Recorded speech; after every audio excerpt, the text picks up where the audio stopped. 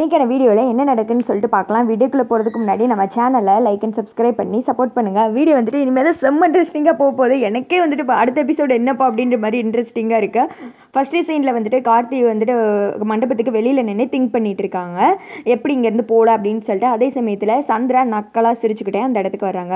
என்ன டிரைவர் மாப்பிள்ள ஒரே யோசனையில் இருக்கீங்க போல் அப்படின்னு சொல்ல கார்த்தி எதுவுமே பேசாமல் அமைதியாக தான் வந்துட்டு சந்திராவே பார்த்துட்டு இருக்காங்க. இங்கேருந்து எப்படா அங்கே பூஜை நடக்கிற இடத்துக்கு போகலான்னு சொல்லிட்டு பார்த்துட்டு இருக்கியா, நடக்கவே நடக்காது. இங்கே பாரு, இந்த தடவை உன்னோட தில்லுமுள்ளு வேலைலாம் என்கிட்ட செல்லுபடி ஆகாது. இங்கேருந்து ஒரு ரெட்டு நகண்டேன்னு வச்சுக்கோ, நான் உடனே போய் அக்கா கிட்ட சொல்லி கொடுத்துருவேன். அப்புறம் என்ன, நீ வீட்டை விட்டு வெளியில் போக வேண்டியதுதான். உன்னோட ஏமாத்து வேலையெல்லாம் இனிமேல் என்கிட்ட செல்லாது. நான் உன்னை வாட்ச் பண்ணிட்டு தான் இருக்க போகிறேன். இங்கேருந்து உன்னால் எங்கேயுமே நகல முடியாது. நீ வந்துட்டு எப்பேற்பட்ட ஆளுன்னு இன்னைக்கு எங்கள் அக்காவுக்கு தெரிஞ்சிடும் அப்படின்னு சொல்ல கார்த்தி வந்துட்டு அப்படியா அப்படின்றாங்க. ஆமாம், நீ வந்துட்டு எப்படி இங்கேருந்து போகிறேன், நானும் பார்க்கத்தானே போகிறேன். அந்த கிழவி உனக்காக அங்கே வெயிட் பண்ணிட்டு இருப்பாள்.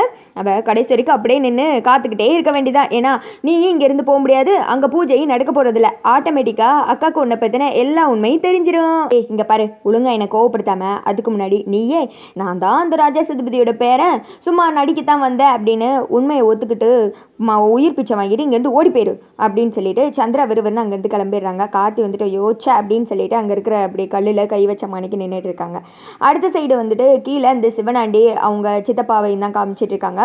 ஆல்ரெடி வந்துட்டு சாமுண்டீஸ்வரி அவங்க அம்மா வந்துட்டு பாய்சன் குடிச்சதுனால தான் செத்தாங்க அப்படின்னு சொல்லிட்டு ரிப்போர்ட்டை மறைச்சிருப்பாங்க இல்லையா, அந்த போலீஸ்காரனும் கீழே வந்துட்டு வண்டியில் நின்றுட்டு இருக்கான்.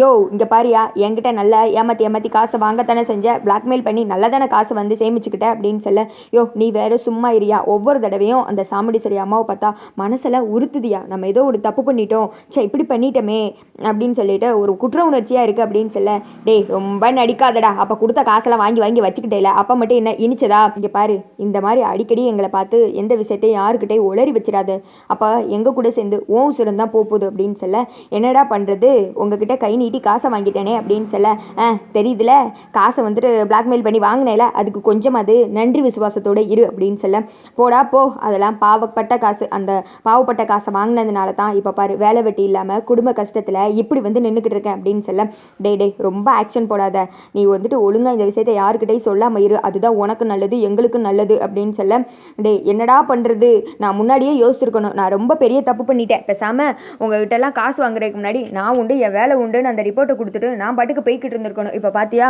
நான் பண்ண ஒரு தப்பால் இத்தனை வருஷம் ஒரு குடும்பம் வந்துட்டு கஷ்டப்பட்டுட்டு இருக்கு, அதை வெளியில் சொல்லவும் முடியல, சொல்லாமல் இருக்கவும் முடியல, காசு வேறு வாங்கிட்டேனேன்னு ரொம்ப கஷ்டமாக இருக்குது அப்படின்னு சொல்லிட்டு இருக்க, இனிமேல் சொல்லி ஒரு பிரயோஜனம் கிடையாது, ஒழுங்காக இங்கேருந்து போடா அப்படின்னு சொல்லிட்டு சைடில் பார்க்குறாங்க. பார்த்தா அங்கே தான் பெரிய ட்விஸ்ட்டே இருக்குது. நம்ம கார்த்தி இது எல்லாத்தையும் வந்துட்டு பார்த்துட்டு இருக்காங்க.